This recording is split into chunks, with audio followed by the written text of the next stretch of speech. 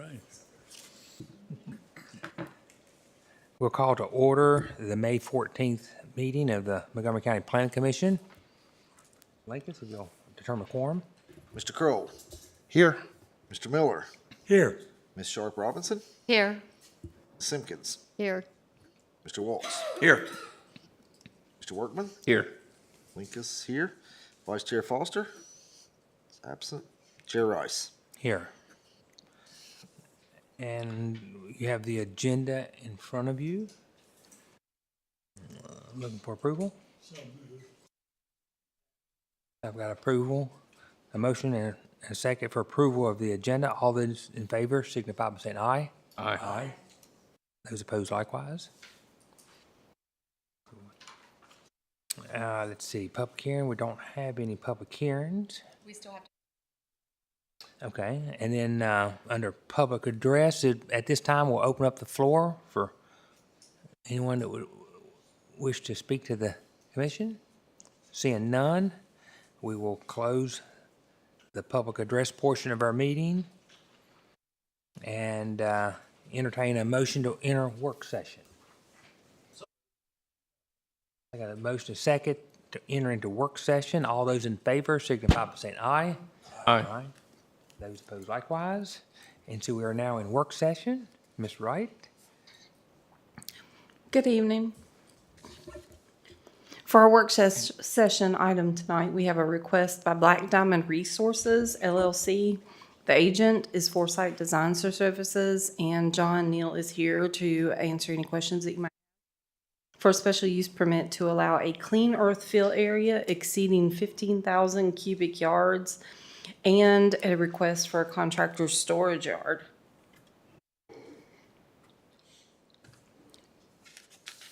Outlined in yellow on this aerial map is the area in which both special use permits would take place. And in just a second, I'll show you the fill area. This area does border the town of Christiansburg. It follows the line. And you can see right here is 460. And over here is Hubble Lighting. And this area is bordered by the Norfolk Southern Railroad.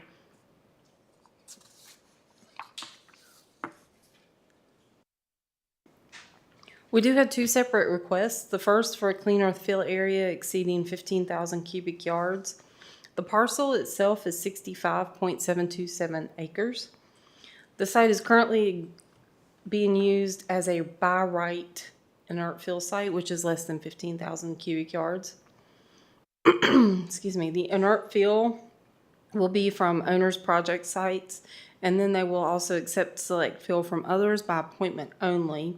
It will not be open to the general public. Anticipated total fill volume expected is approximately 2 million cubic yards. That also allows for 19.63 acres of open space and stormwater management areas. Contractor storage yard portion of the special use permit request will include an equipment storage building eventually and include outdoor storage for equipment. Here you can see the site plan that is proposed. In the blue area on the left is what's being proposed as phase 1. On the right area is what's being proposed as phase 2. The green areas are the open space and stormwater management areas. There's also a pond right here identified. Excuse me. This hatched area here in the corner is the contractor storage yard portion of the plan.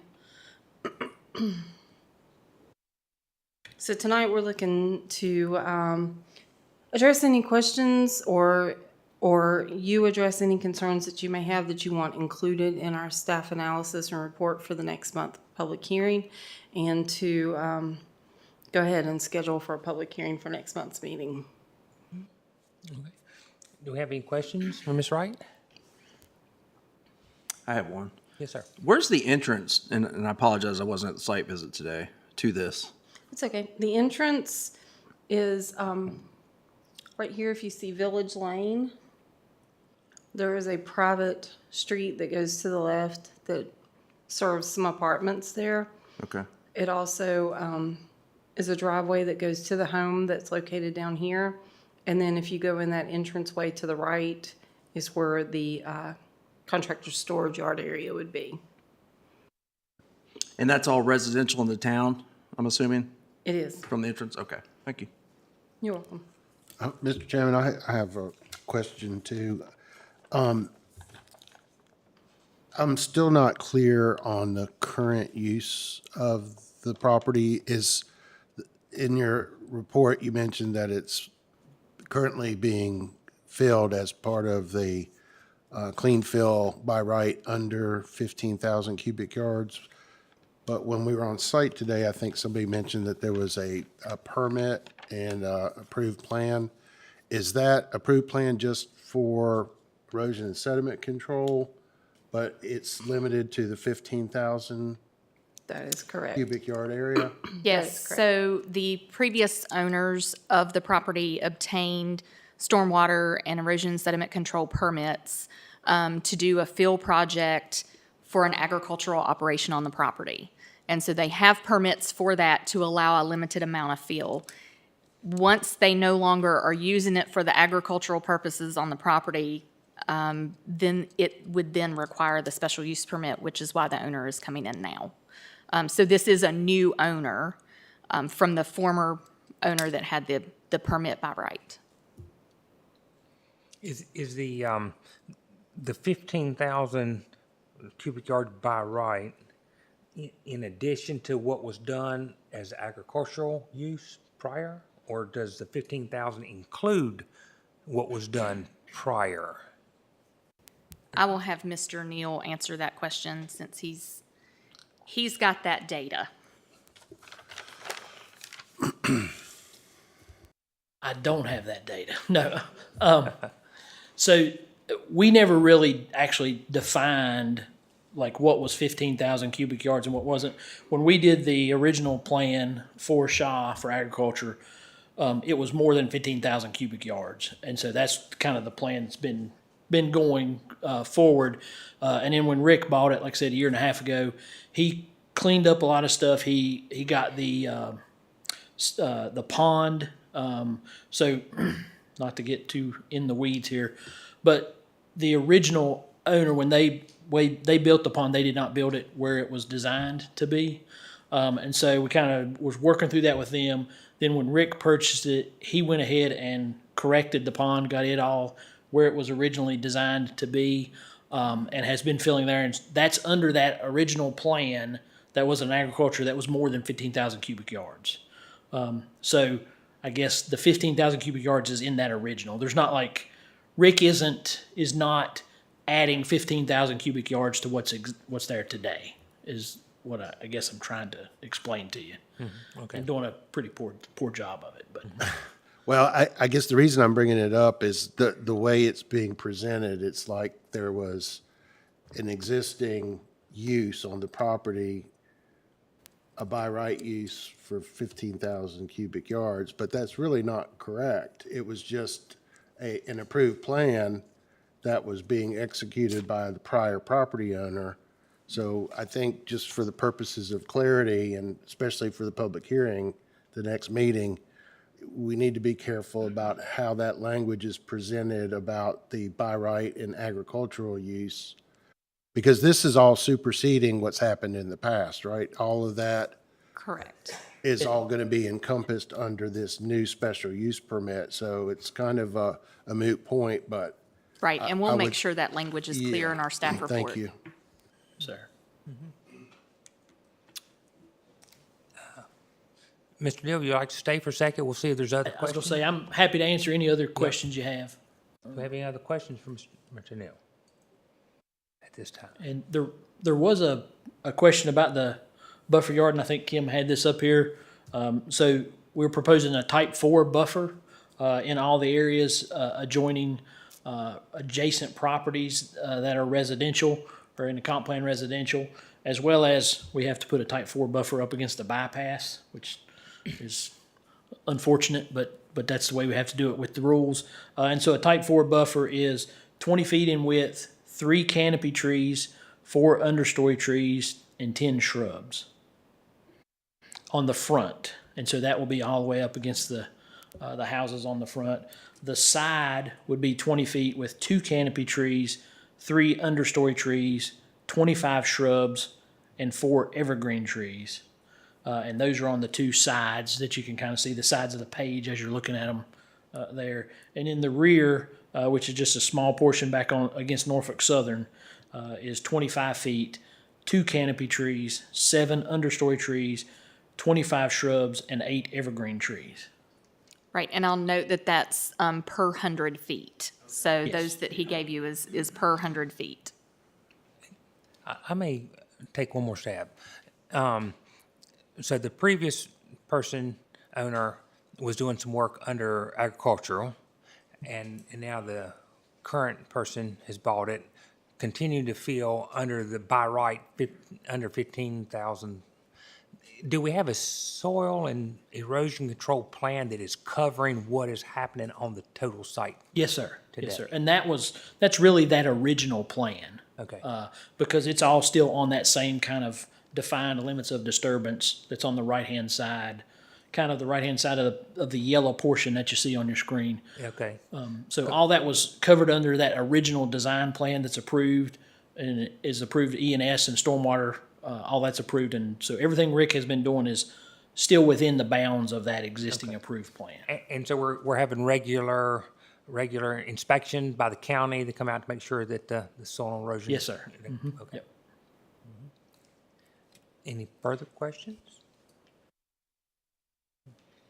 And do you have any further comments, Mr. Knapp? I don't think so. Happy to answer any questions. Okay, thank you, sir. Thank you.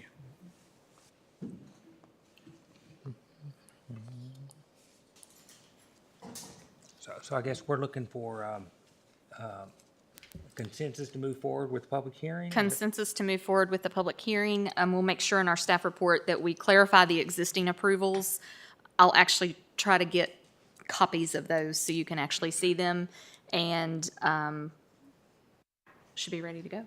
And I might mention, the applicant was telling us that this may be a 40-year project. I mean, it's gonna be multi-years, big project over, but it would still be under a special use permit. So Correct. it would still be subject to review, ongoing review. So if they were to start getting outside of what was approved, or if there's problems within that special use permit would be looked at. It's not like we're given permission today for them to have a free hand for 40 years, right? Correct. So what will happen, once the special use permit is approved, they will have to then come in with their plans to get their permits for stormwater erosion and sediment control. And then our Department of Environmental Services actually inspects, I want to say it's every 2 weeks. I know it's routinely, they have a schedule. So they will be out there inspecting. And then if they were to get outside the limits of the area that they've shown on their plans, we basically do a stop work until we get a field revision plan and we're able to review that. If there were other unforeseen things that came up, would they be addressed as part of this special use review or special use permit, once that permit's issued? So once the special use permit is issued, whatever the conditions are have to be met for the entire time. If they are not met, then we, of course, bring it to the owner's attention and give them the opportunity to rectify that situation and to bring the property back into compliance. If not, then there's other legal remedies that we would have to pursue after that time. Rarely does it get to that point. Okay. Thank you. Yes. Anything further?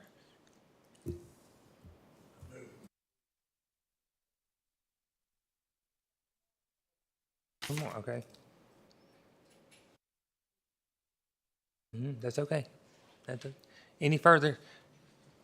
I'm sure we're going to have quite a bit of discussion about this one when it comes forward. Yes, so is everyone okay with us advertising that for the June public hearing? Awesome. Right. And then Montgomery Matters update, Mr. Sanders. Thank you. Yes, thank you, Mr. Rice. So believe it or not, we are almost a year into the Montgomery Matters update. For a reminder, we estimated this to be about an 18-month process, so about 3/4 of the way through. As we move through the process, I just wanted to give you an update on where we are and where we're going in the next several months. So this is from the original schema that we were given by the consulting team of the steps of the process. We are in the middle right now of step 4, which is the development and evaluation of recommendations. As you'll note, we have done engagement throughout all parts of this process. So what I'm going to be sharing with you this evening has been vetted by the public in multiple different ways.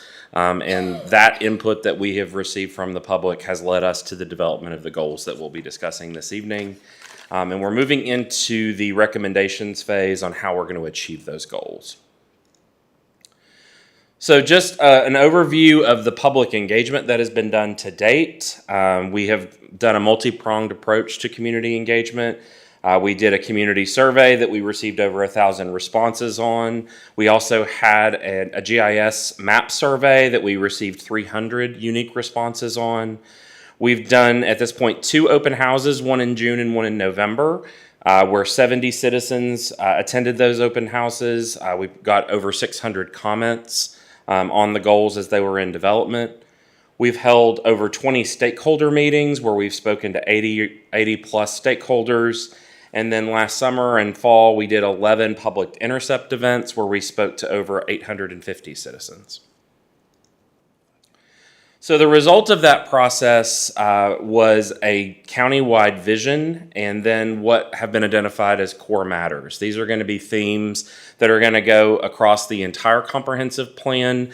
And when we're looking at strategies and recommendations on how to achieve the goals, they're going to fall into these larger themes. So the vision as it has been presented and crafted by the community: Montgomery County is a vibrant and resilient community where forward-thinking collaboration and initiatives empower all residents to thrive.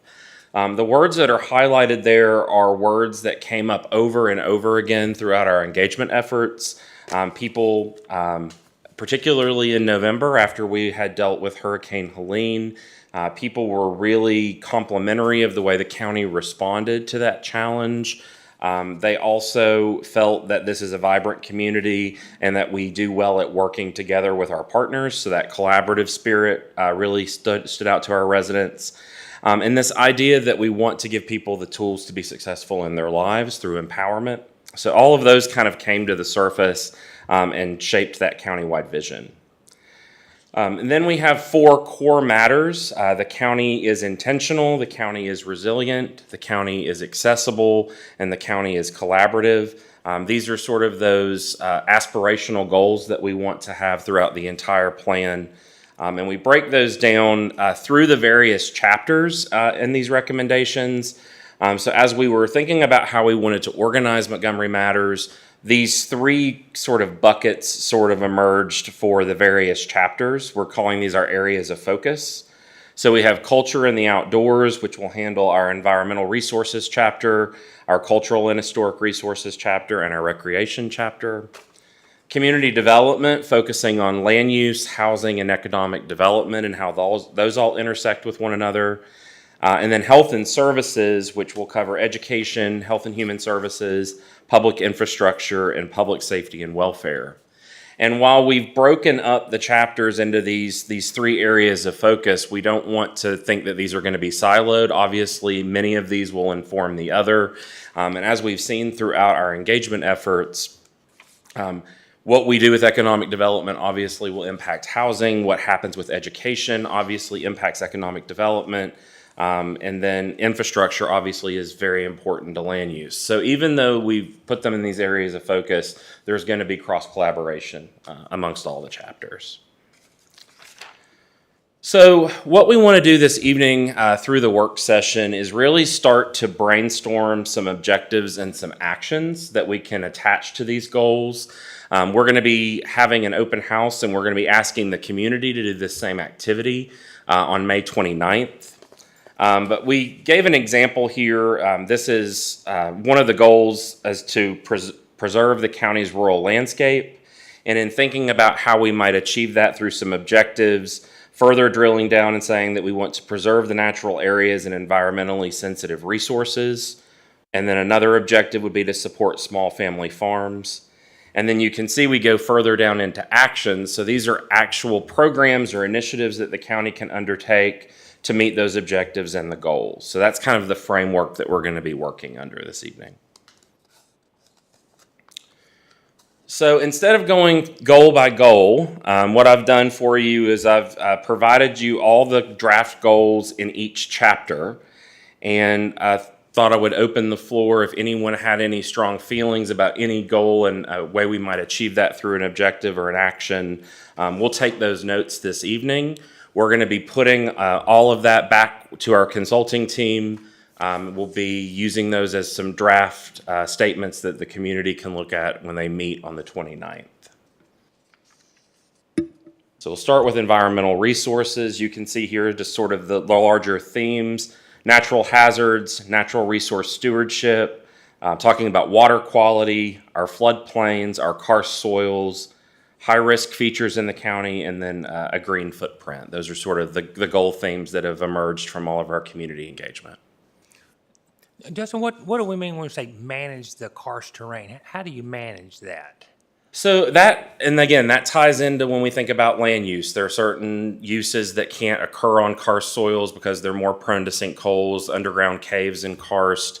So we particularly think about that when we're looking at where our parks are planned in the county, our walking trails and open space. Those are areas that we need to be very sensitive with how we plan those areas for public safety, but also just to ensure that there's not erosion and runoff from those soils.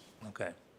So that's more having to do with managing it for public uses as opposed to Correct. private use. Correct. Okay. But there's a piece there, and I think this has come up with a lot of folks. A lot of folks don't know what karst is. They may have karst that's present on their property, and they're not as familiar. So one strategy potentially there could be to better educate the public about karst soils and those uses. Mm-hmm. So that could be an action or a strategy that we could look at. Yes, sir.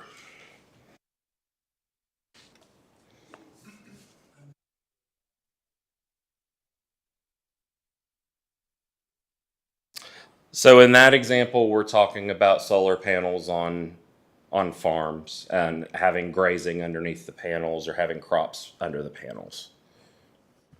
So I'll go back to our environmental resources.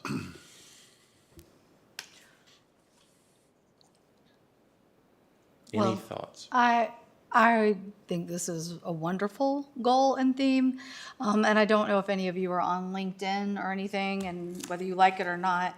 The Nature Conservancy showed an illustration of the country, and the Appalachian is listed as, quote, the virtual superhighway of nature. And I don't know if anybody it shows a map of it on there, and it really is. It's climate change. I can show you guys later, but it's the routes of migration. It's where the shift that has happened, and we are the hottest path across the entire nation, going from north to south through the Appalachians. Yep. So I think as this becomes hopefully more important in sustainability, more people will understand the importance of this goal in outdoors. But I think it's pretty cool, pretty needed. More to be gone. The article from the Nature Conservancy, did it talk about any strategies or any threats that had been identified? Honestly, have not read the article, but it was the Nature Conservancy, and it shows the migration shifts of plants and animals, in which they describe Appalachia as the, quote, virtual superhighway of nature as the climate changes. Because I saw it, I think Sunday is when I saw it posted. So Okay, I'll have to take a look at that article. yeah, it's very cool.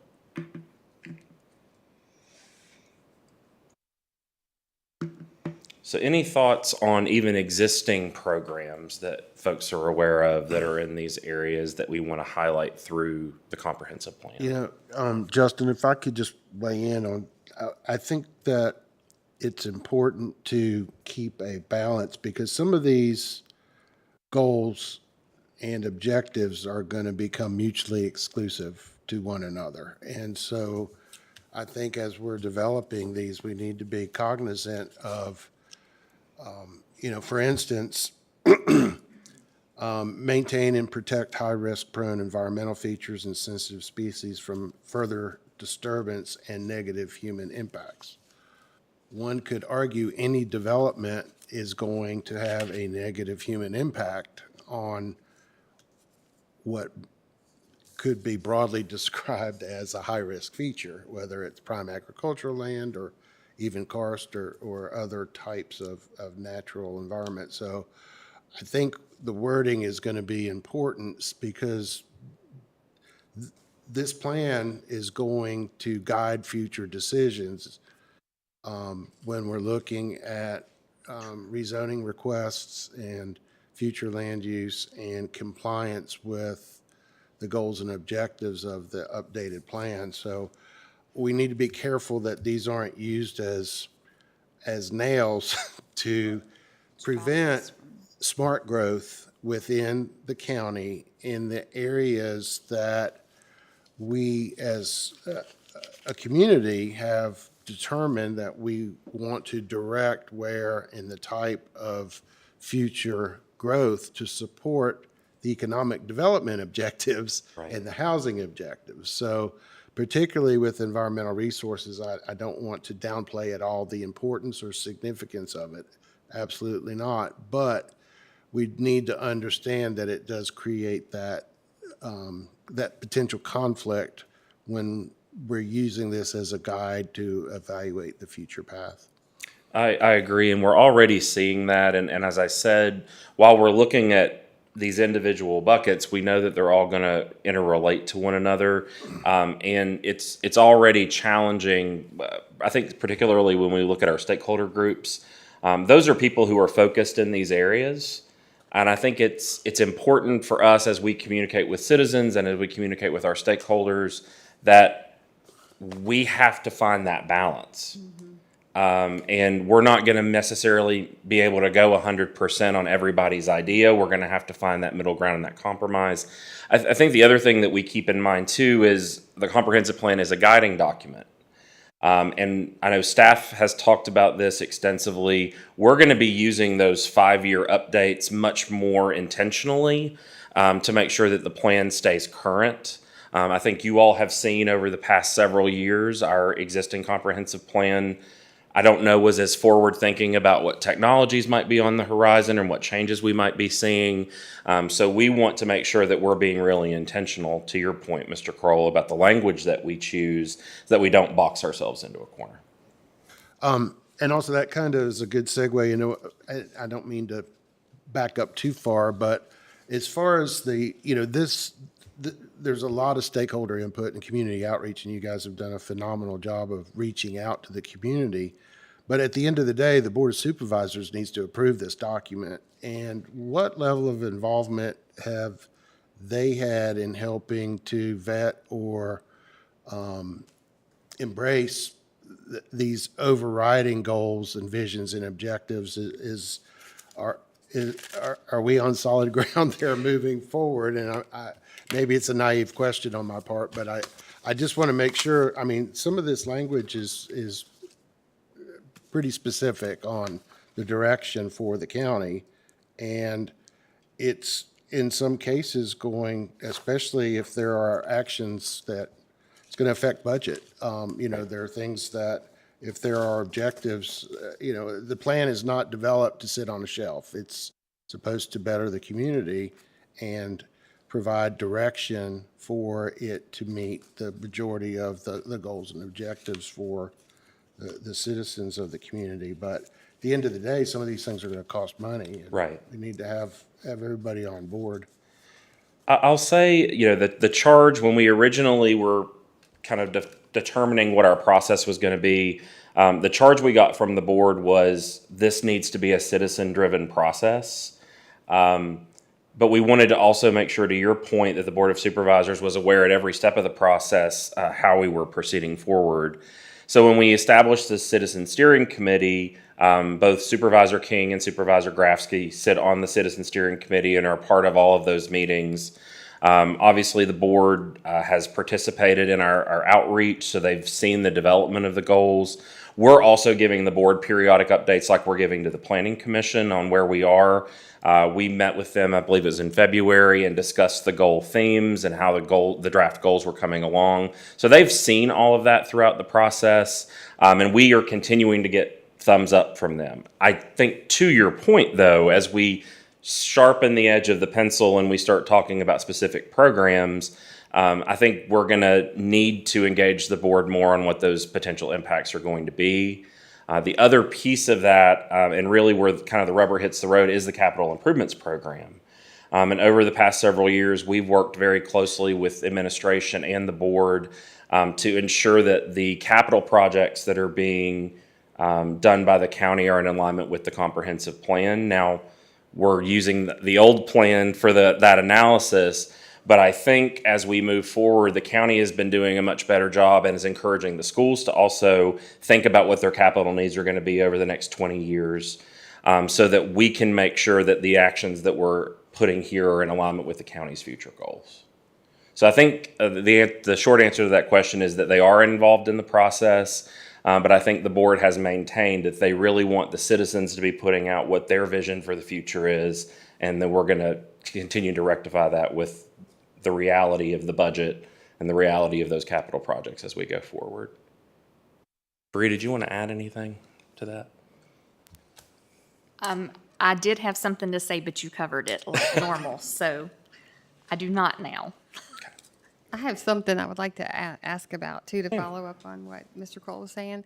So some of these leading words made me start thinking about what you're saying as far as like maintain, and then at the end, reduce. So we have a benchmark or measurable starting point that we can actually show if we are achieving this? So especially like reduce, do we know our green footprint, where we are, and are we just going to be like looking at things that come our way and say, oh, that might impact that, we're not going to do it because it would not reduce it? Or so I guess my point is, are we having a way to monitor and measure any of these results? So some of the choice of the maintain is some of these goals are a continuation of existing goals that are in Montgomery 2025.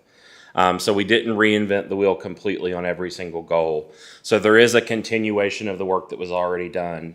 In terms of the data and where we're building from, a lot of that was contained within that State of the County report. Really, the first 6 months of the process was data gathering. So we worked very closely in terms of some of our environmental data with the New River Land Trust. They were a huge resource for us. They had a lot of documentation on where we are in terms of current levels. If you get into the State of the County report, that gets into water quality as well. So there are some measurable metrics that we can use as a basis. What our choice was to make that a separate document and use that as an appendix for Montgomery Matters. Our existing plan, if you start reading the plan, it's very clunky and all that data is in there along with the goals. So the State of the County report will serve as an appendix and we'll continue with the plan. And our goal would be when we do those 5-year updates, that would be when we are measuring against that baseline that we established in the State of the County report. So along the way, when we're making decisions about projects and things, to kind of get a feel for if it's going to impact any of these, I think we need to be mindful of this while we're thinking about that. Is it going to actually meet these as we're going along in our day-to-day work? So Yeah, and the great thing about that State of the County report, we'll be able to pull those data metrics out and include those in reports for you. Okay. It's challenging. I mean, obviously, we would love to have data that's fresh every single year, but we're sometimes then relying on the organizations or the institutions that are creating that data. Mm-hmm. So we think, in talking with the consultant, if you're continuing on that 5-year increment, at least your data is not going to be 20 years old. It might just be 5 years old at that point. Okay. Yeah, and I think the other thing to remember too is, you're talking about that, how do you review it and what are the actual measurements? So what you're seeing on the screen now, this is truly more of a theme But when you get into the action, that's where we're going to get into those more detailed, okay, so to maintain and protect, these systems, what does that actually mean? So an action may be, we have this much area, we want to maintain this. So that'll be more in the action versus in the actual overall theme. Okay. And that raises a point back to Mr. Kroll's point. We try to envision actions, we try to envision programs, but we're working from the knowledge that we currently have. I don't know that any of us 2 years ago would have thought about federal funding being cut as much as it has been, and programs that had been around for decades maybe not being around in the future. So I think it is challenging for us as we sort of figure out where the rubber meets the road in terms of funding. Ideally, the county's funding will stay consistent and we'll have available funds to be able to fund these programs. But I think we're going to, again, have to give ourselves some flexibility that if those conditions were to change, like what happened in '08 and what is currently happening, that we aren't using all of the arrows in our quiver at the same time. You're muted, Mr. Miller. You're muted. Sorry. Now you're good. Say a word about our interface and interconnection with the two towns. Yes, and as I said, it was really important for us as we designed our engagement to make sure that the two towns were included. So they have appointed a member, it's the chair of their planning commission, sit on the citizen steering committee. The town of Christiansburg is finishing up their comprehensive plan update. So we're making sure that we're in communication with them to make sure we're not proposing something that is going to be contradictory to what they're proposing. The town of Blacksburg is constantly updating their comprehensive plan. They generally look at a couple of chapters every year, and we make sure that we're in alignment with what they're doing as well, particularly when it comes to some of these shared resources like the environmental stewardship piece. We've got great relationships with the town staff, and they're involved in our stakeholder groups as well. So we're making sure that they're included at all steps of the process, and we're getting a perspective from the towns as to what they would want to see, particularly as it relates to their borders with the county. Thank you.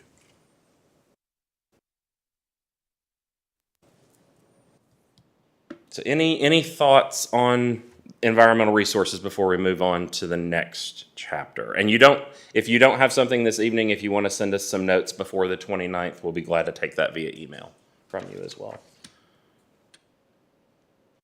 All right, I'm going to go ahead and move on out of the sake of time.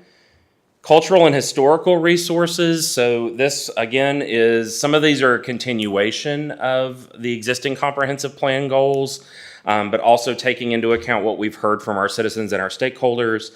Again, major goal themes here: historic preservation, view sheds, cultural facilities and fine arts, and then a collaboration. Again, that theme that we're going to be seeing repeated throughout the entire plan. Justin, would, under the historic preservation, it says preserve historical and cultural integrity of individual structures. Would they be public structures or private structures? So I think that's where we start getting into objectives. I think public structures obviously are much easier for us to control through programming. Right. But I do think that the county could propose strategies to assist private owners with their structures as well. Yeah, see, I'm kind of sensitive to taking away landowners' rights. If they have a structure on their property, then we should lean to the owners as to what they want to do with their structures, as opposed to, another group of people saying, no, we don't want you to do this with your property. And so, right, and I think that gets to, there's a strategy that it could be for public structures. Maybe there's a standard or an ordinance that's enacted that would protect that structure. But opposed on the private side, if it's an education program or if it's a recognition program for work that's done, that could be an objective or a strategy to achieve it on the private side.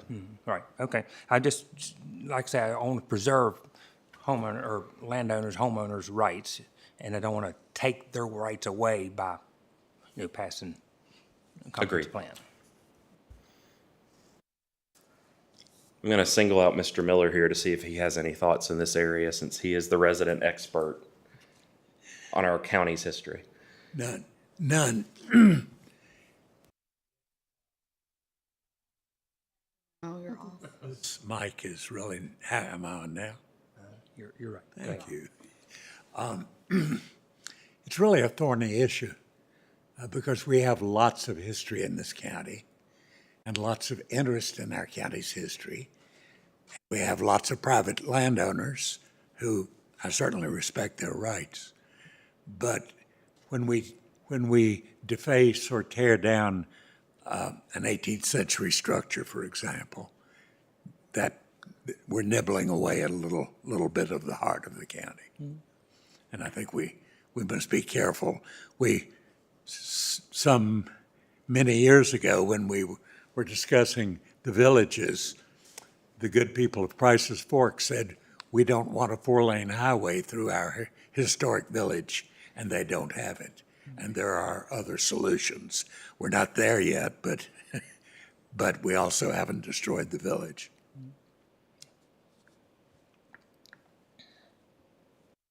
Andrew, do you have some thoughts on this area? I'm not the resident historian, but, I mean, I'm going with, they're all themes right now, right? And we start getting into specifics and objectives and goals that matters. I hear Mr. Rice, but I also know Mr. Miller too. And it's, like you said earlier, it's going to be a balancing act, right? It is, we've already faced that. We're facing that. We all know, right? Elliston Farm. I mean, yeah. I mean, what do you do? Yeah. When the family doesn't live here anymore, yet it's a historical piece, yet they don't necessarily want to keep it that way. You know, growth is hard sometimes. And I'll say again, going back to that this is a guiding document. Just because a policy or a program is proposed in the comprehensive plan, it doesn't mean, and it won't mean, that we're going to have completely vetted all of the impacts of that program or that plan. Again, it's a guide for us if that's something that the community feels is important. And because historic preservation is also my passion, something that we've bounced around a little bit with staff is there some sort of a local designation that we can offer to property owners who might want to locally designate their property? It'd be something of their choosing.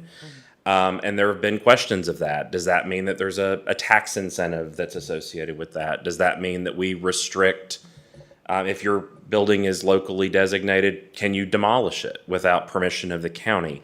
Those get into those very specifics that we can't vet every possible program.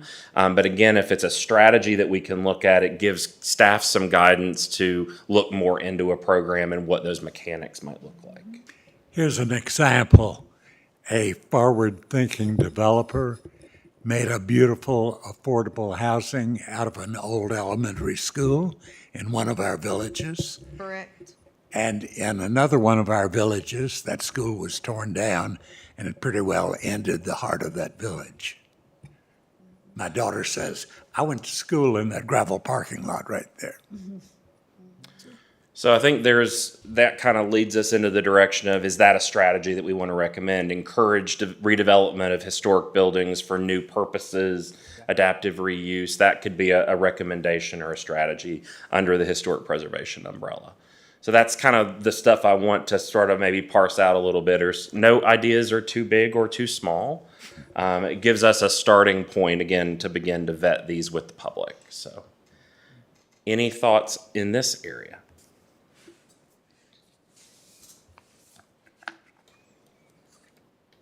Again, if you have thoughts, you can send those to us after the meeting. We'll get those integrated. But again, out of the interest of time, I'm going to move on. Recreation. So this is an area that we have received a lot of public feedback on. As I mentioned to you, or Bree mentioned to you at our last meeting, this has actually led the county to also partner with our same consulting firm to do the Parks Master Plan, which is a more short-term vision for parks and recreation here in the county. But again, we had a lot of folks that had some strong opinions about not only our parks and recreation programming, but the natural resources that we have in this area and encouraging those for recreation and tourism. So again, just some general themes here: regional access, regional collaboration, recreational programs, environmental and cultural resources, and then community health. And that was something that we heard a lot from our stakeholder groups, that encouraging active outdoor recreation is good for the public's general health. So we wanted to make sure that we included that goal theme here as well. So I'll open the floor to any questions or any thoughts on strategies for this section.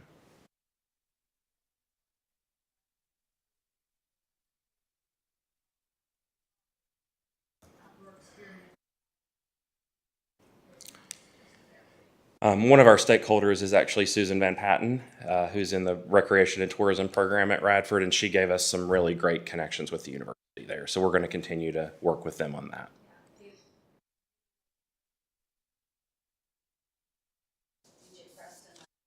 DJ Preston, that whole outfit over there, have done a phenomenal job. Carner runs the outdoor programs, and yeah, I mean, that's youth talking it up.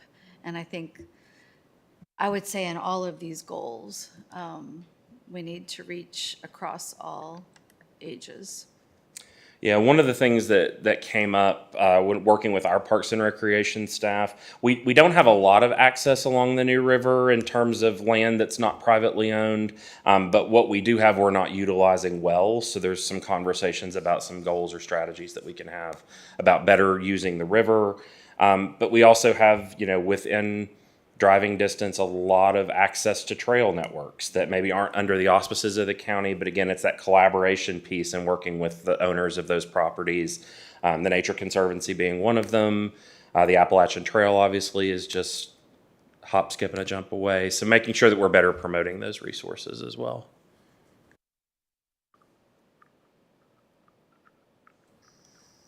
Okay, hearing none, we're going to go ahead and move on to community development, something that you all see quite often. Our land use goals, again, some of these goals are carryovers from our existing comp plan. And then, Mr. Kroll, that second goal there, to your point of how do we balance fiscal planning, infrastructure investment with our land use strategy. So again, balanced growth, fiscal planning, collaboration and coordination, innovative technology, scale and siting, and then resilient and inclusive communities are the goals that we have established under land use. So I'll pause there for questions and thoughts on maybe some ideas that we can implement.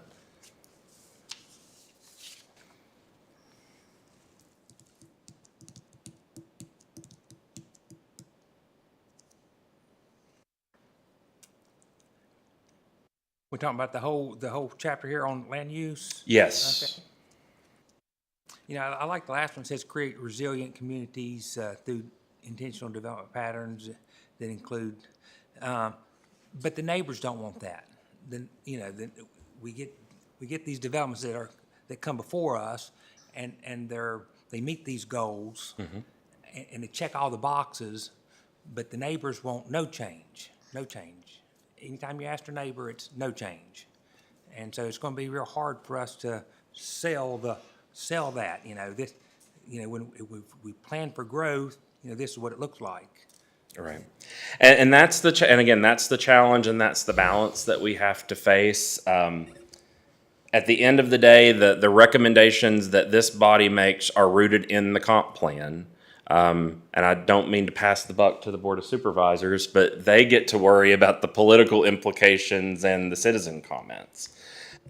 So I do think it's important, though, that we're very strategic with how we word these goals and how we establish what our precedent is going to be.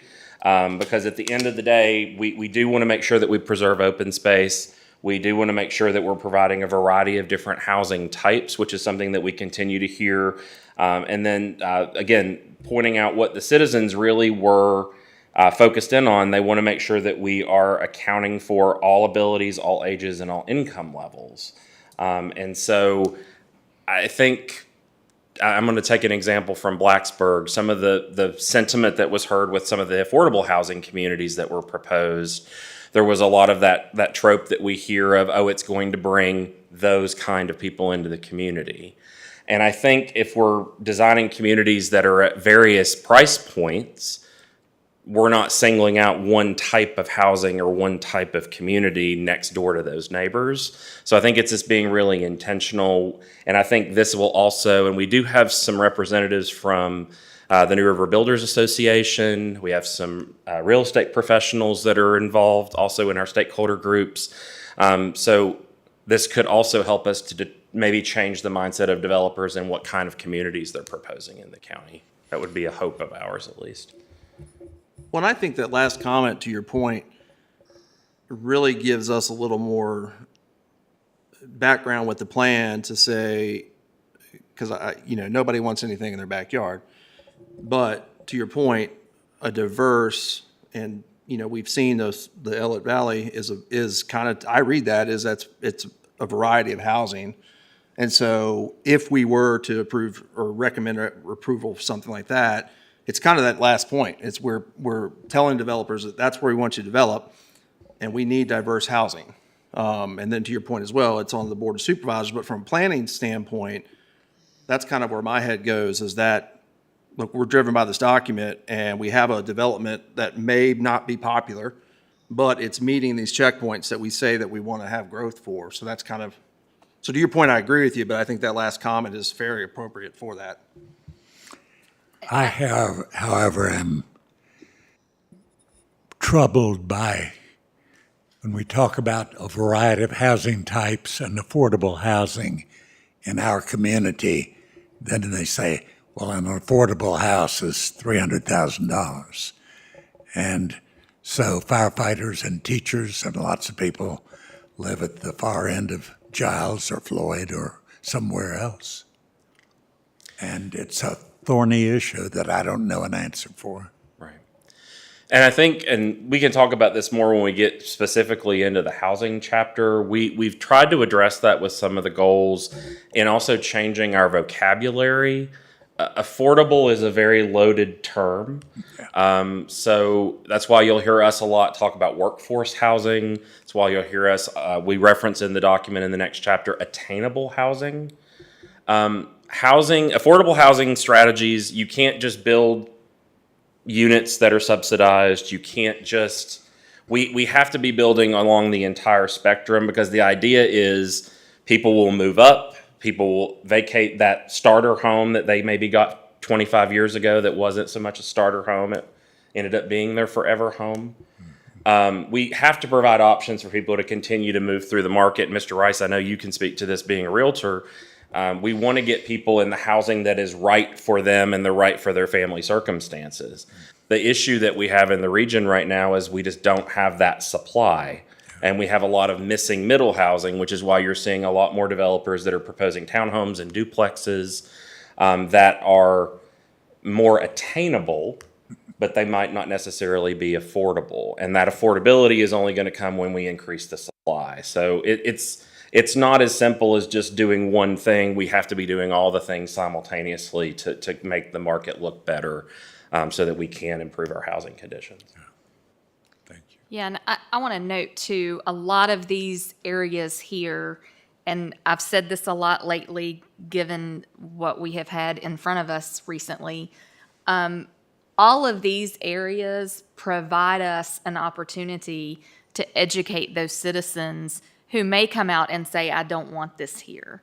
I actually had the pleasure of meeting with a citizen just last week, and I sat down and explained some of the things. I explained our process.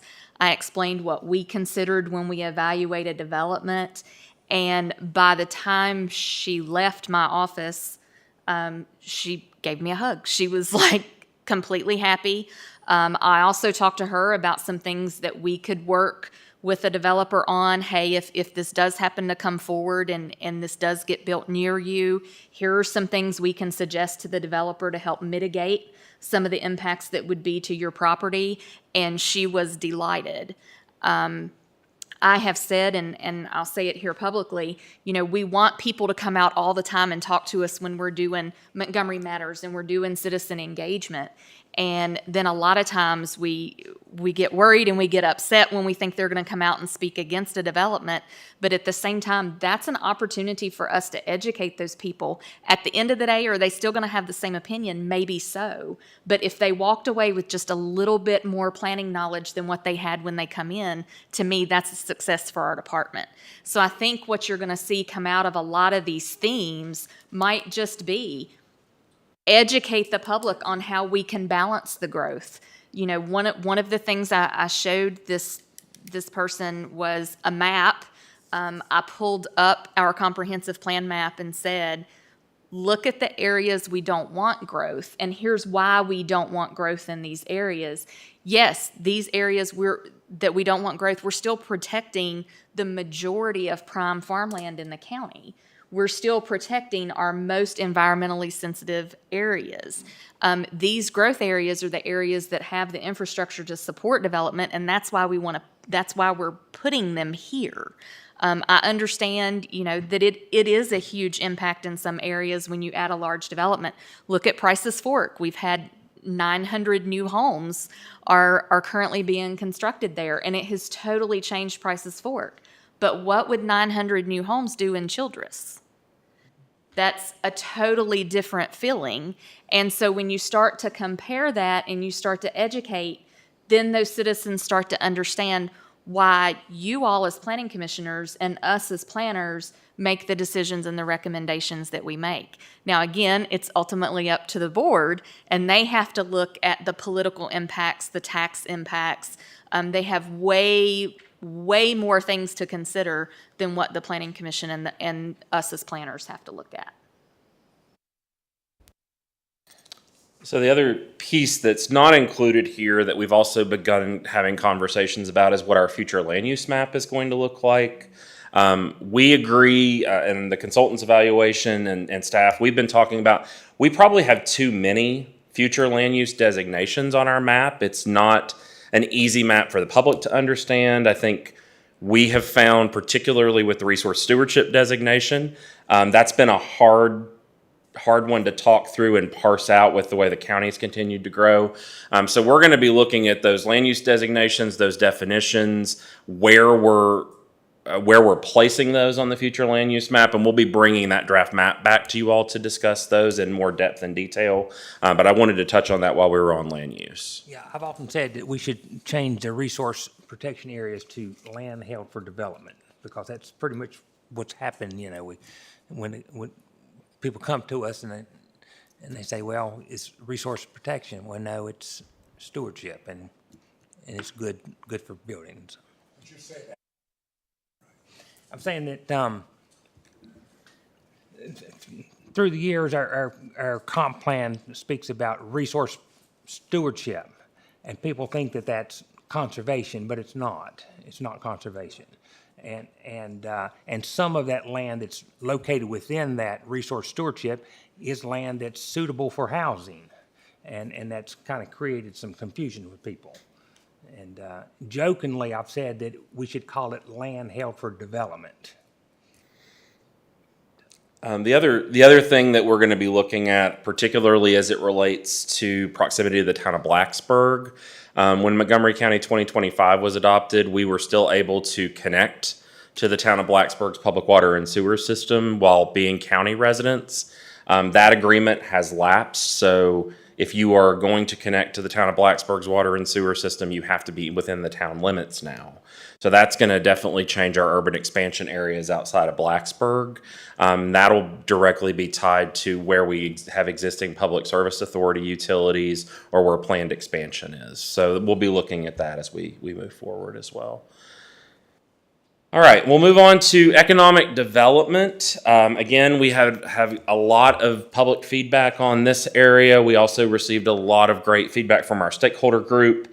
So looking at economic development and quality of life, workforce development, again, location and land use that tie into land use here in the county, attraction and retention of business and industry, local revenue, diversification of the economy, and then higher wages. So those are the themes that have been identified.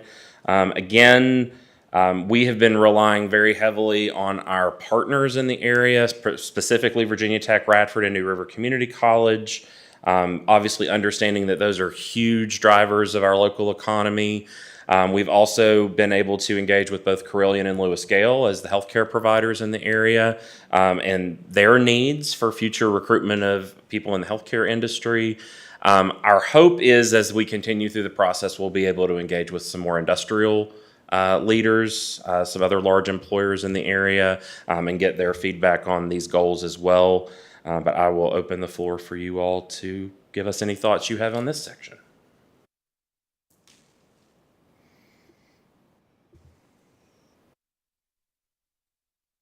One thing that we've been talking about with our economic development department, they have a strong identification of need for more industrial sites in the county, where a new industrial park might go.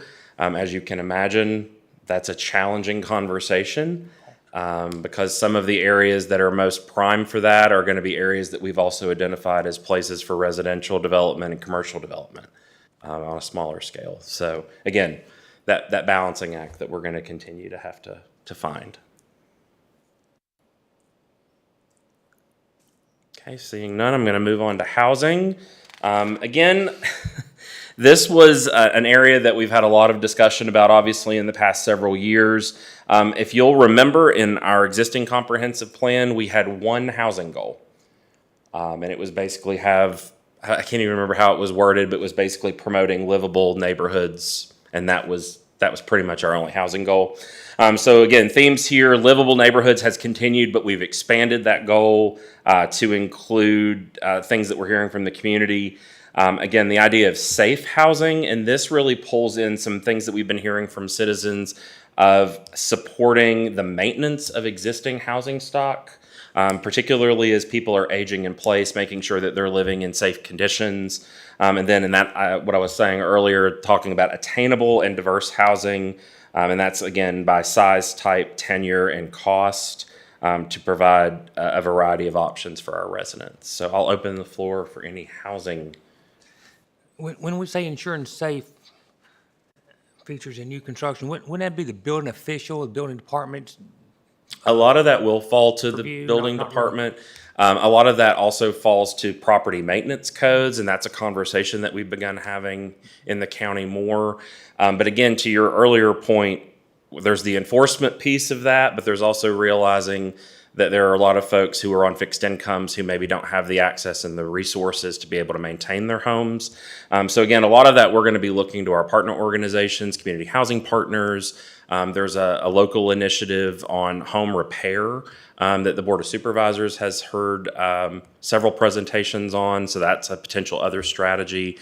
But a lot of this is going to be ensuring that we're connecting people to the resources that are existing out there, Habitat for Humanity being another. But just making sure that we continue to support those partners and promote their programs, I think, is going to be a strategy that we'll implement to ensure that goal is met. Mm-hmm. So the building official, the building department, does that fall underneath our comprehensive plan? That's kind of all encompassing? So basically, anything county related would fall under the comp plan. So it's not just land use, it's other goals. So some of these goals may apply to other departments, Parks and Rec, for instance. They might have some goals. Their master plan is going to coordinate very closely with Montgomery Matters, and Montgomery Matters is going to coordinate very closely with their master plan. Even the Public Service Authority, who is a separate entity, they're going to want their plan to see where we're looking at growth probably occurring, so they'll know where they need to expand their services, and vice versa. We need to know where they want to expand their services, so we know where growth goes. So it ties into everything. A lot of safe housing, it has been a huge topic, especially on some of the housing trust committees that I serve on. A couple of those, we are actually looking at offering grants to go in and do house repairs. So you can come and get a grant to do your house repair so you can age in place. Believe it or not, we still have a lot of people, not a lot, but there are still people in the county who use pit privies. They don't actually have running water and sewer in their house. So, this is coordinating with the health department to ensure that as those folks do improvements to their homes, we can connect them with resources to allow them to upgrade and get that bath facility put in there, or those type of things. So it extends out through all departments technically. Thank you. All right, before I move on, any other thoughts on our housing goals? All right, so the last area of focus is health and services. Again, looking at education, we've been working very closely with Montgomery County Public Schools. We've been working with our colleagues at the libraries. And then, again, working with Virginia Tech, Radford, and New River Community College. They've been represented in our stakeholder bodies. When we talk about education, again, some of these are continuations of the Montgomery County 2025 goals. But again, honing those goals a little bit more specifically, talking about educational facilities, educational programs, lifelong learning, child care and early intervention, and the library system. I will say that, as I mentioned, the CIP is going to be very important for executing a lot of these goals. Similarly, on the school side, they're finalizing their capital needs assessment. There's a lot of conversation about the elementary strand in Blacksburg. Those schools haven't been renovated in a number of years. Obviously, Christiansburg High School is currently undergoing renovation. Within the next several years, we're going to have to figure out what we're doing with Shawsville Middle School as well. So the schools are involved in these conversations and helping us guide. Again, we don't want to get so specific that we're calling out specific schools that need renovations. Again, that would be the capital plan for the schools. But again, making sure that we have strong facilities for the schools is important. Thoughts here? I'm going to ask Mr. Miller again as a former principal, if you have any thoughts on this section. Not specifically, but I think we need to comb any document such as educational programs support diverse training and the following words, and be cautious of our language throughout.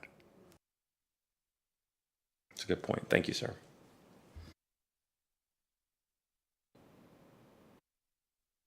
Other thoughts? All right, we'll move on to Health and Human Services. Again, another area that we've gotten a really robust response from the public and our stakeholder groups. And again, the understanding that a lot of what goes into Health and Human Services is going to impact a lot of the other sections. Obviously, children learn better when they're well fed at home or when they have access to food. Obviously, we deal a lot more with people who are dealing with substance use disorder and the impact that has on their lives and how they interact with the county and larger society. So we've been really intentional on including them within our goal themes. So again, livable communities, regional cooperation, health and well-being, human services and facilities, and then food access. And that food access is something that we didn't have in our last comprehensive plan, but we have heard a lot about from our citizens. So we wanted to include that. I'll pick on you, Andrea. This is really your wheelhouse.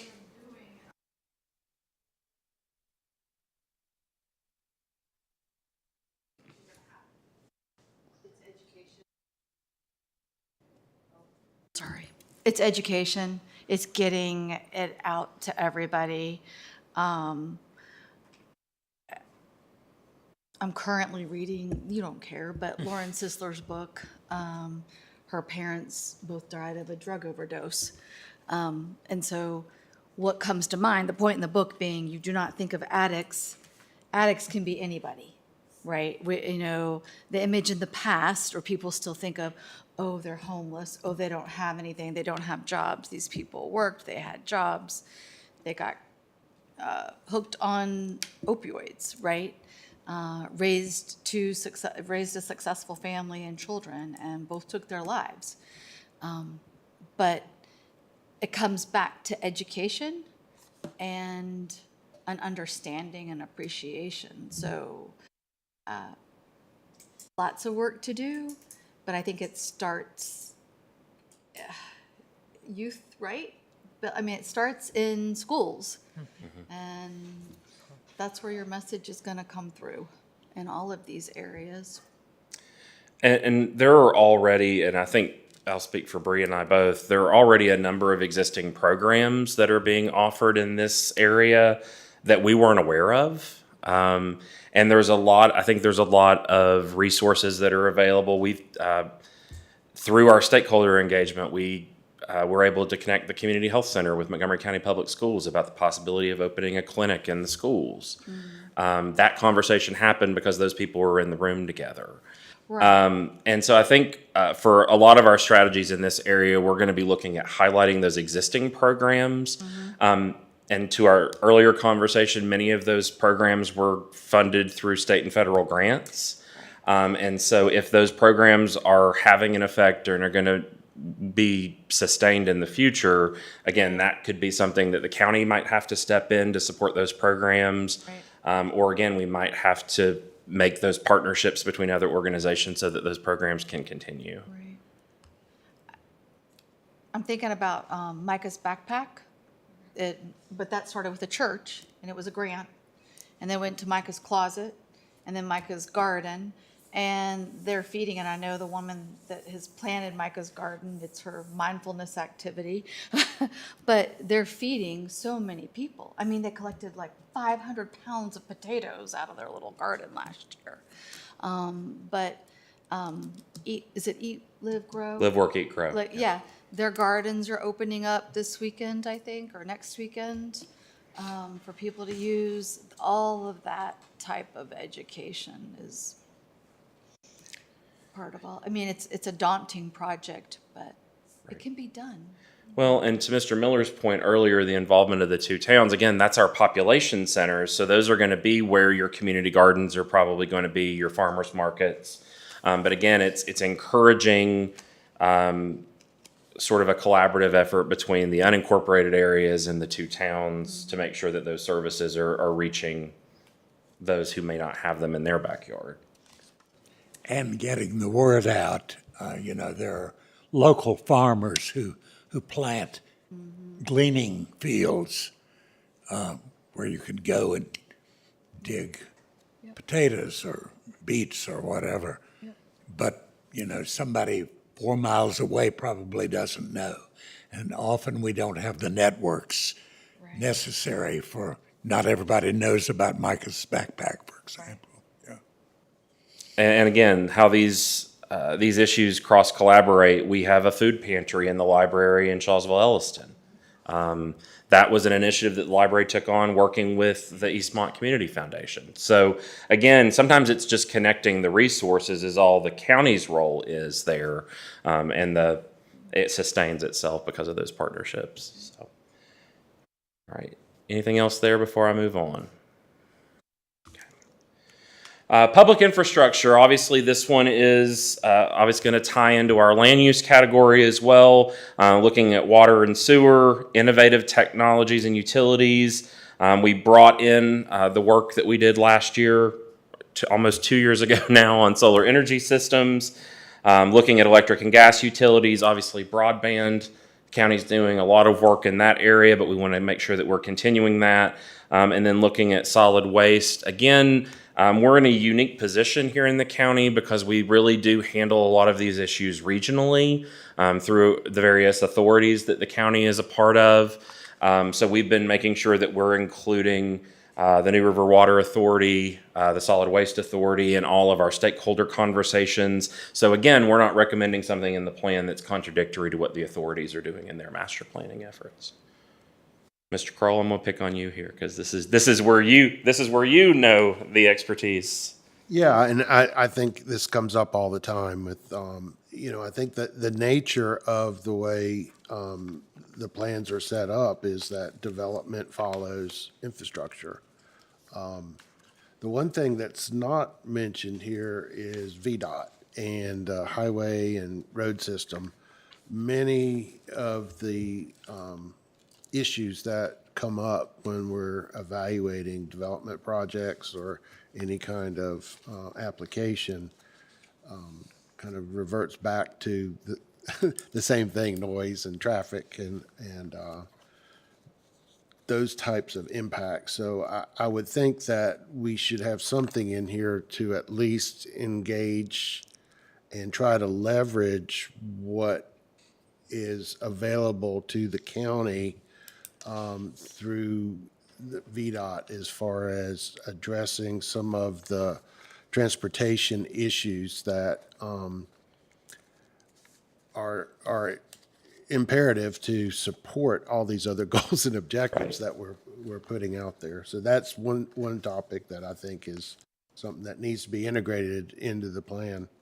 Yeah, so as you all will remember, we adopted Transportation Matters. It's been now almost 3 years ago. We worked with the same firm to do that study. We have sort of intentionally sort of separated Transportation Matters away from the larger update because we did so much of that public engagement for that chapter specifically. But what we will start to do after these other goal themes have been finalized is then bring Transportation Matters back in and make sure nothing's contradictory. But that handles all of our VDOT. It handles our multimodal transportation, our pedestrian networks.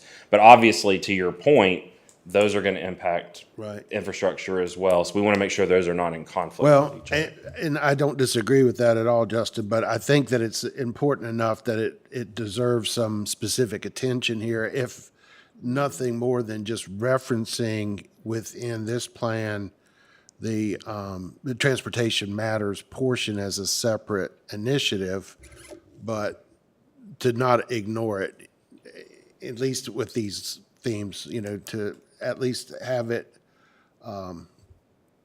highlighted enough to make sure that when somebody's looking at these goals, they can pinpoint that there's a whole separate effort and initiative directed to the transportation. But I think that's something we could definitely add in. the points that come up in the Transportation Matters document are interwoven to all these anyway. It doesn't seem like it's been 3 years ago that we did that plan, but it has been. Time keeps marching on. I agree that I was thinking that there needed to be a mention of the transportation piece in this. I thought it might come up after this, but I see that you pointed it out, so that's good. Yeah, and we've still got to figure out exactly where in the order of the plan we're going to drop Transportation Matters in. For those of you who might not have been on the commission at the time, there was a decision made.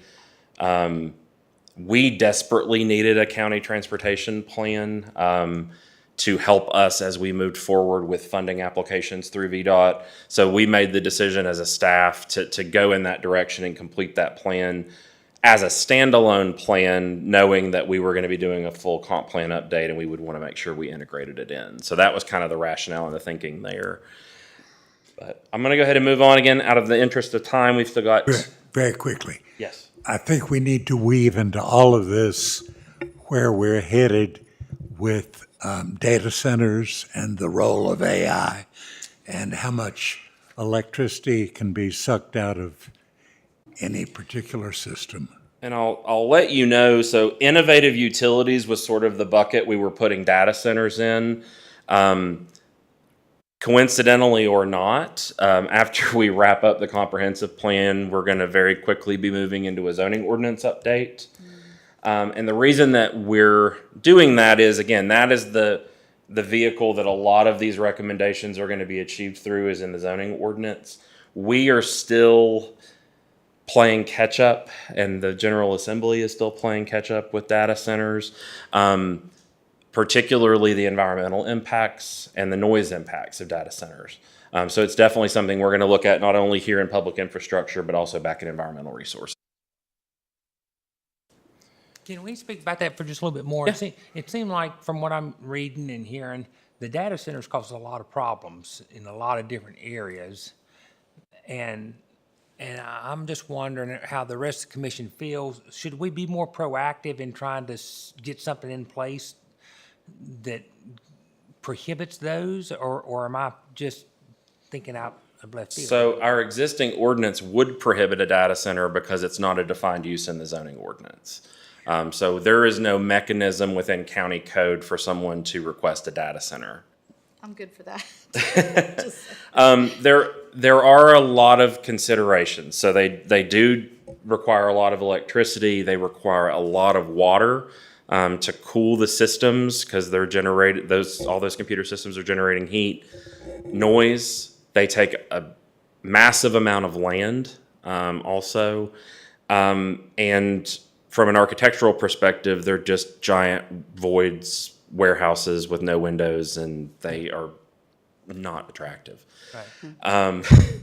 But all that to say, the urban crescent in Northern Virginia and Hampton Roads in Central Virginia they're running out of space for data centers.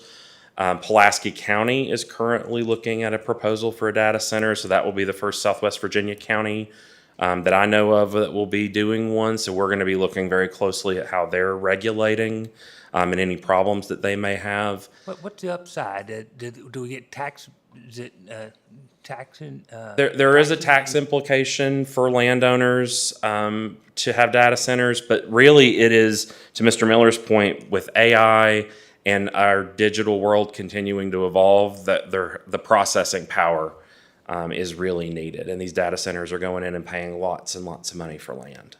So that's the incentive for the property owner. Similar to solar. Correct. They also do not produce a lot of jobs. They're pretty standalone. So beyond the construction and whatever routine maintenance, there are not a lot of jobs created out of that. What we are hearing from our friends in the north through some of the organizations that we are with is noise is a huge issue because it is like a constant hum. The other issue is they have gotten to the point that they're building so many up north that their power infrastructure cannot support them. So then they're having to try to find ways to build up their power resources to then support the data centers. So it is definitely something that is moving this way. The good news is most of the data centers are looking for land that they don't have to do a lot of grading to. It's flat, they want the flat land.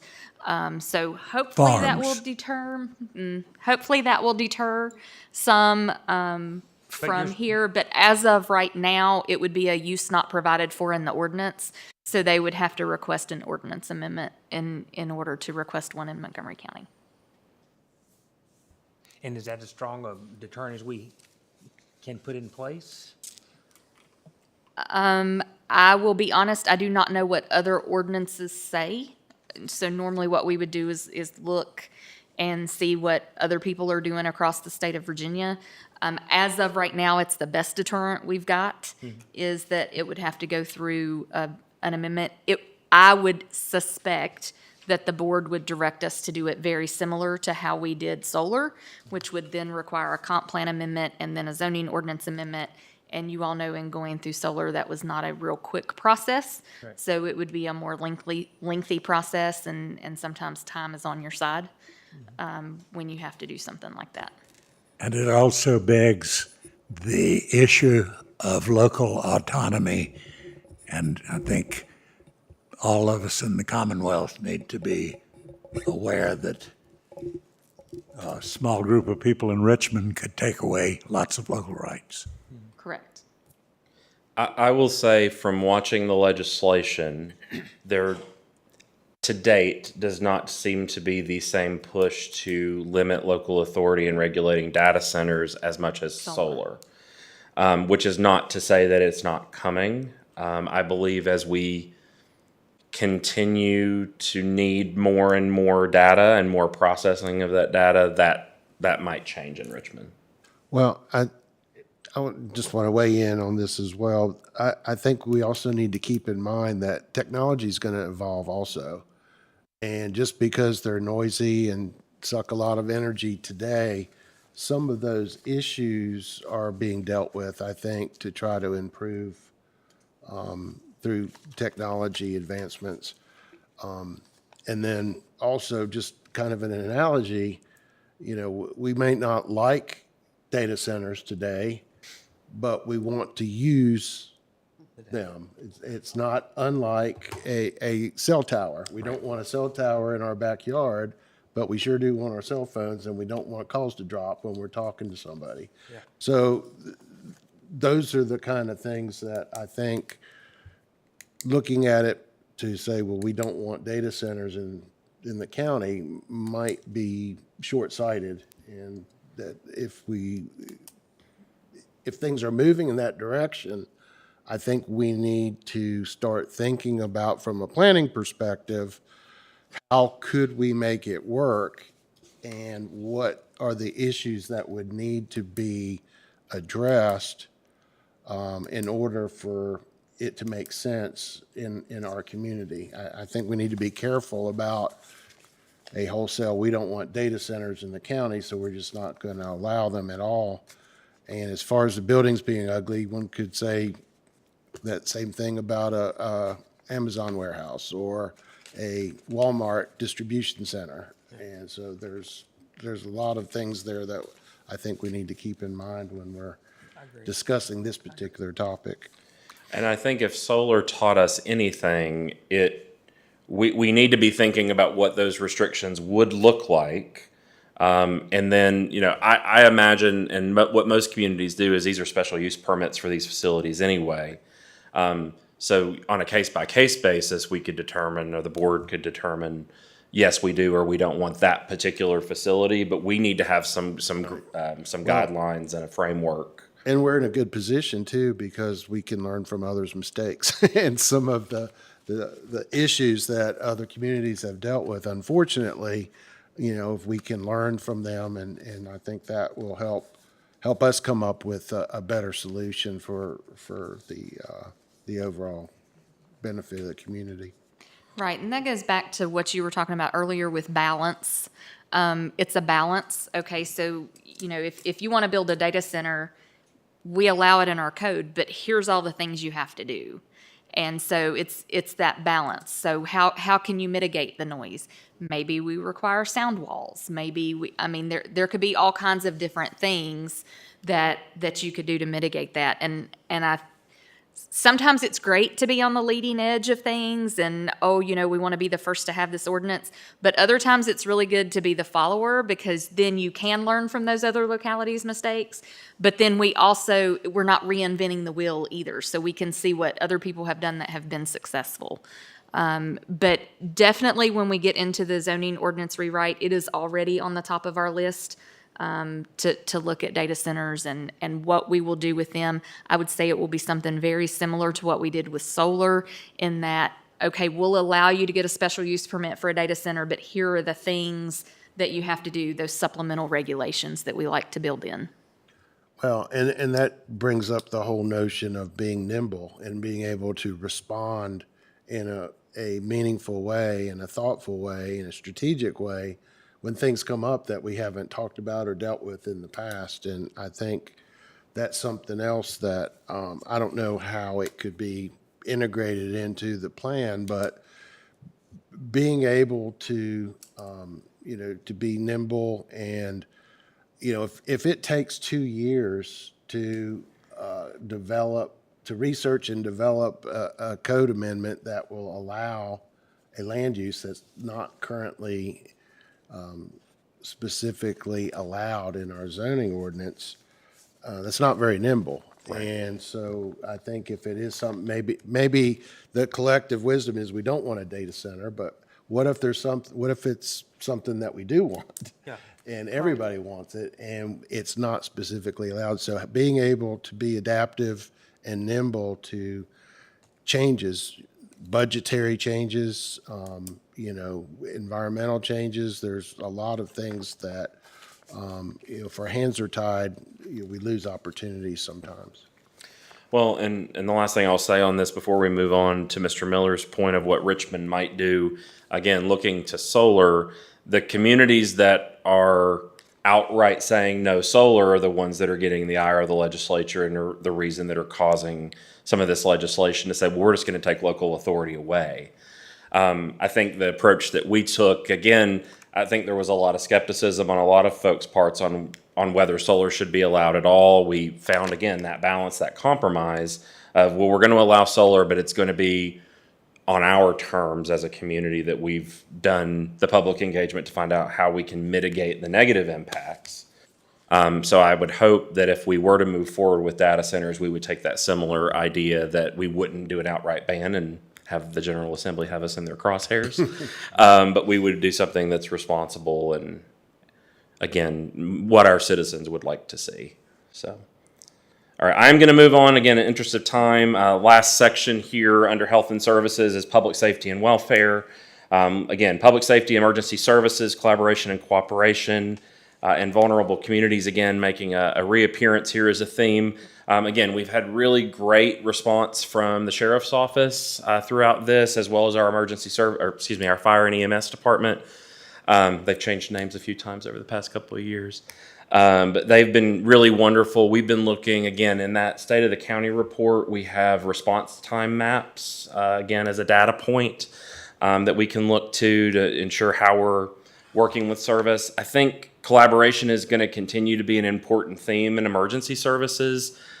We have seen a decline in volunteerism nationally, but we still heavily rely on volunteer departments here for fire protection in the county. So making sure we're balancing our career staff with our volunteer staff is going to be something that's very important as we move forward, and has been something that we've heard through our public engagement. So any thoughts here?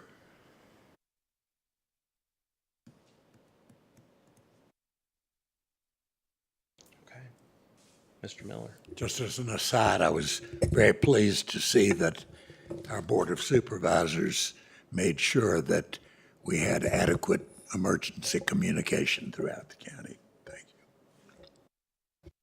And again, that's one of those very high-ticket items that I think they're also thinking in the future, not just what our current needs are, they're thinking for future needs. So again, tying back into Mr. Kroll's point earlier of making recommendations and how that's going to be paid for in the future. All right. So I know I've went over a lot with you this evening. I really do hope that you all will take some time to sit with that memo that I sent you, look at the goals, think of some strategies and some objectives. If within the next 2 weeks you can get those over to staff, we can get those integrated into our presentation that we're going to do at the Montgomery Matters Steering Committee meeting and our Action Matters open house on the 29th. Action Matters will be here at the Government Center from 5 to 7:30. We really hope you'll join us, see where we're moving in terms of strategies and recommendations. And then after we get through May, then we're going to be shifting toward our village level engagement. So we have continued to work with the project team to define villages and what criteria an area needs to have to be considered a village. Part of that is going to be asking each individual village what they believe makes them a village or what they would like to see changed to feel more like a village. So we've got a lot of data that we're going to be sharing. Hopefully in the next couple of months, we'll be able to bring that to you and give you a little bit more of an idea of what we're looking at the staff level. We've spent a lot of time looking at what land in the villages is actually developable, taking out areas that are within floodplains or on steep slopes or areas that are in protected areas, conservation easements. It's not a lot of land when you take all of those things out. So if we still want to have development occur within our villages, we're going to have to look at what those boundaries look like. And if we choose not to, understanding that the county still needs to have space to grow, we got to figure out where that growth is going to go. And that, again, is going to tie back into our future land use map. As I mentioned, we'll be working in the individual village areas. We're going to be doing 2 villages a month. So we'll be in June, July, and August, maybe into early September, depending on how we can get things scheduled. But again, our goal is to be within the communities. We're working with the schools now to identify locations to hold those village meetings. What will come out of those village planning efforts are going to be village level goals. And then again, looking at how those village goals will support the larger county goals. As you all can see, a lot of moving parts are part of this comp plan update. We're really happy with the progress that we've made. I know that we would not be able to have gotten the level of detail that we've gotten without our consulting team or without the support and the help of our stakeholders and our citizen steering committee. So I wanted to say thank you to them this evening. We're still hoping for a December or January adoption of Montgomery Matters. So with that, I'll take any final questions that you have, and I'll look forward to getting your feedback after today's meeting. Justin, I just to toss out a couple items that need to be, or I would suggest, I'm not sure where they fit, whether it's economic development, housing, or land use, but some of the objectives, I think, to address some of the concerns we continually hear about development pressures and encroachments, but adaptive reuse, redevelopment, rehabilitation, essentially trying to leverage our existing infrastructure. Infill development, I think, is an important consideration. And I know we don't have a whole lot of brownfields in the county, but brownfields also, I think. So if we could address some of those buzzwords in the objective somewhere to help guide development towards utilizing to the extent we can what we already have instead of having to break new ground and sprawl. Yeah, and I don't think that's going to be an entirely new concept for us. We already have rankings of sites that are desirable for cell phone towers. We did that within the solar ordinance of these are the most desirable lands to place these. So I think we've already started thinking in that way, but I agree with you. Integrating it into other areas of the plan is going to be really important. And I think those items of redevelopment, rehabilitation, infill, I think you're going to see those come out a lot when we're doing the villages, because like Justin stated, we're running out of land that can be developed when you start to look at those things. And so what we're thinking in several of the villages, we're nearing a point that there's not a lot of developable land left in that village. There's not a lot around it, so it's not like you can extend out. So we're going to have some villages that are moving more towards redevelopment, rehabilitation, maybe a little bit of infill here and there, versus, hey, this is really where we can grow and expand. And also, just in closing comment, and I'll be quiet the rest of the night, you guys are to be commended. You and your team have done a great job getting to this point. So I just wanted to mention that did not go unnoticed. It's a lot of work, but we are having a very good time doing this. It's a lot of fun. Talking to the citizens. Again, to Bree's earlier point, we hear a lot of the negative when folks come out to public hearings. The citizens that are participating in our open houses, that are participating in the surveys, that are coming out and speaking to us, they love living here. They want to continue to live here. And we hear the positive stories more often than not when we have these meetings. And for us as staff, this is why we do what we do. So we appreciate your all support as well. I would like to add a comment. I know you said you're doing those village meetings in June, July, and August.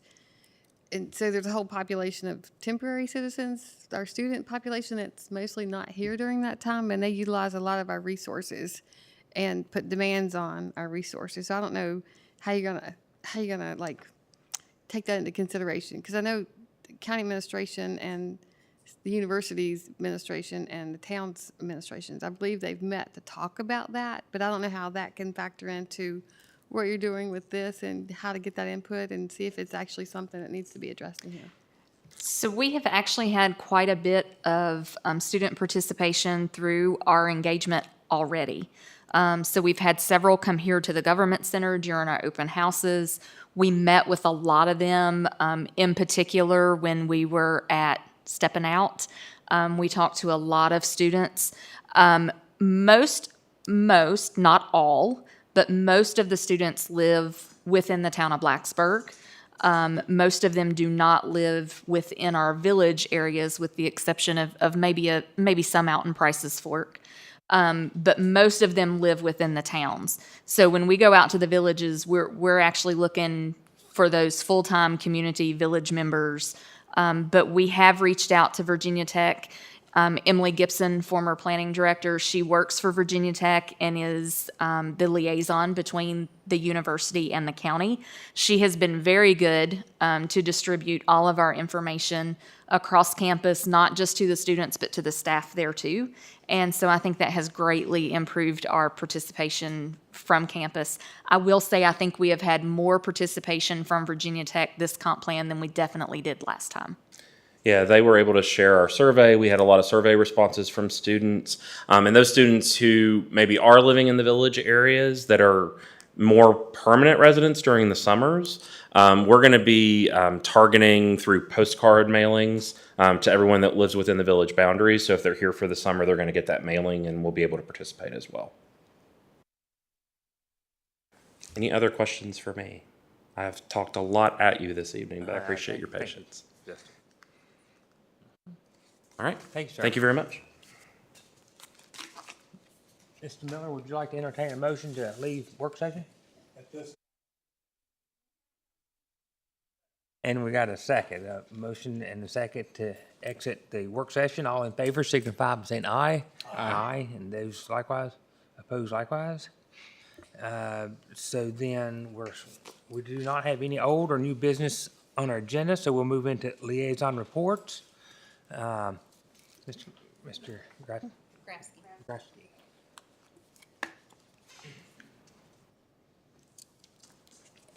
Yes, sir. Good evening, Commissioners. Thank you. Justin, great job on that update. I just want to start by sharing my appreciation for the curiosity, the intuition, the questions that you guys ask. It's always fun to be at these meetings, and I just got to see it again here as you're interacting with Justin. So thank you for all you guys do. I was going back through our agendas since your last Planning Commission meeting, just trying to come up with some updates. And so obviously one of the big ones that landed on the Board of Supervisors' desk was down there in Elliston. And so as you may be aware, the Board of Supervisors did go ahead and approve that amendment to the comp plan. It wasn't a unanimous vote, but that is moving forward. We've tried to do some work in making sure that the public, as I'm sure they came to this meeting too and spoke out, understand the difference between the amendment to the comp plan and then what may come down the road in terms of the rezoning requests and things like that. We adopted the county budget for FY 25-26. Which included a 1 penny increase to the property tax rates.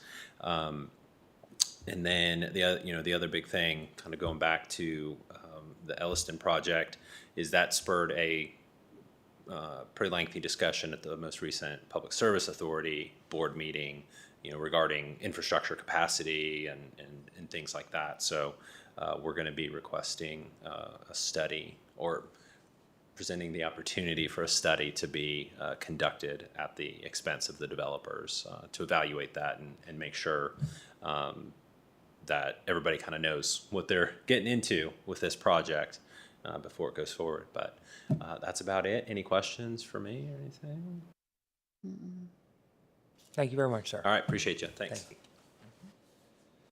you. Blacksburg Planning Commission report. Okay, and the Christiansburg Planning Commission, I think Mr. Holtz, Trey? They did meet and had a rezoning request for the old Moose Lodge for an industrial site, and I don't think they took action. So that'll be at the next meeting as well. Okay, thank you, sir. And Radford Planning Commission with Ms. Simpkins? Yeah, I attended their April 21st meeting. They had one new business item where they approved to go to the city council to develop 21 acres into a subdivision of 55 lots for single-family homes for Golden Triangle Development that's going to be called the Glades subdivision on a property known as Prospect Hill, and it's being done by West Ward. But the property was already zoned R3, so I feel like it would be approved. I didn't follow up to see what the city council did, but they were short and sweet on that because the next thing ended that meeting and then they went to city council meeting for their budget. So I left, but yeah, that's all they had. How many lots? did you- 55 lots and so it'd be 55 single homes. So they're really, I mean, that was really a big deal for them, for Radford City. That's good. Tourism Council, Mr. Miller. No report. And the Parks and Rec with Mr. Workman. We met last Thursday. Obviously, a lot of talk tonight about their master plan that they're going through. The consultant will be at their June meeting, so I hope to have more to report back after that in June. Thank you. And the Planning Director's report, Ms. Hopkins? Yes. Yes, I have just a couple of things. First, our new GIS analyst will start to work on June 3rd, so we're very excited about that. We will be back at full staff in our GIS department. We also have a planning intern that you guys may see. She will be starting in late June and will be with us through the summer, so we are excited to have her. And then we are going to be conducting interviews for a Planner 1/Planner 2 transportation planner position that was actually approved last budget year. We've advertised it 2 or 3 times now. We're on our 4th time now is what Justin is telling me. So we did get several applications this time, and we actually have 4 so far that we're interviewing. The application period does not close, so people can still apply, and we will look over those as we go. It's kind of open until filled. So we are excited and hoping there is some end in sight. The joint meeting that I spoke to you about with the Board of Supervisors, that has been postponed till around September, just because of various things that's on the schedule coming up. So you will hear more about that. We do have an open house here May 29th. We would love to see you all come out. And then I saved the best news for next to last. We just got notified a week and a half, 2 weeks ago, that we received the highway safety improvement funding for the other half of Route 8 Reiner Road going towards Floyd. So if you remember last year, we received the portion from the town of Christiansburg to the Floyd Village. Well, now we've received from the village to Floyd. So we were very excited. Those 2 projects total $12.2 million. We added up the funding we have received within the last 5 years on Route 8, and we are at $23.2 million. That includes a smart scale funded project that is currently under design and should begin construction soon, recreation access funds for the new Teal Park, and it also includes the HSIP programs that we've received, and Safe Routes to School money for the trail on the school property, and also a revenue sharing project at the intersection of Route 8 and Fairview Church. So we're very excited about that. We really have been promoting the fact that it's multiple funding sources, because we want to be that example of this is how you can use the multiple funding sources that are available to you. And so we're very excited. The other exciting news is they did announce today that they have hired a tourism director. It's Miss Livesey. You may know her. She's from Onward.